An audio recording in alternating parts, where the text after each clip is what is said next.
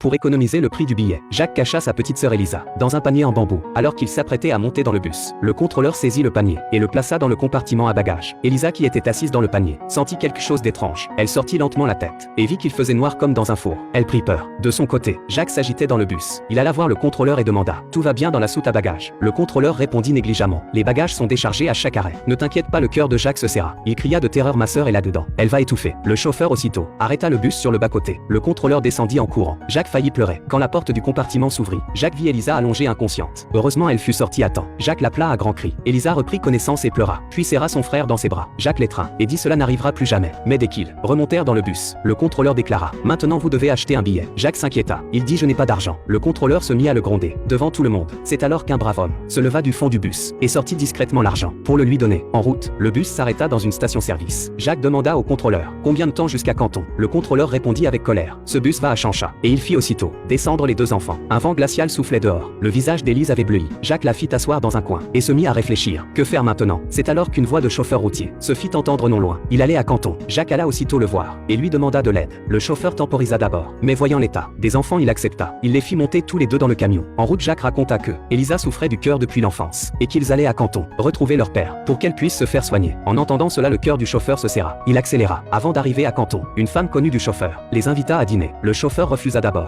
mais s'arrêta sur l'insistance de la femme. Quand la femme apprit l'histoire des enfants, pendant le repas, ses intentions changèrent. Elle prit le chauffeur à part et dit: « Mon mari et moi essayons d'avoir un enfant depuis des années, mais sans succès. Si vous nous donnez ces enfants, nous les ferons soigner aussi. » Le chauffeur réfléchit un moment puis sortit. Il alla dans un centre commercial proche et acheta un cadeau pour sa femme, avec l'argent reçu de la femme. Mais en revenant, il vit une femme. Elle cherchait son enfant perdu. Le chauffeur s'arrêta là. Il eut honte de lui-même. Il regarda l'argent dans sa main et se demanda: où est passée l'humanité? Finalement, il prit la bonne décision. Il conduisit le camion toute la nuit, rendit l'argent à la femme, rendit aussi le cadeau, et repartit avec les enfants. Quand ils arrivèrent à Canton au matin, le chauffeur voulut donner un peu d'argent à Jacques pour l'aider, mais Jacques refusa catégoriquement. Les deux frères et sœurs repartirent. Ils arrivèrent sur un chantier. Ils espéraient y trouver leur père.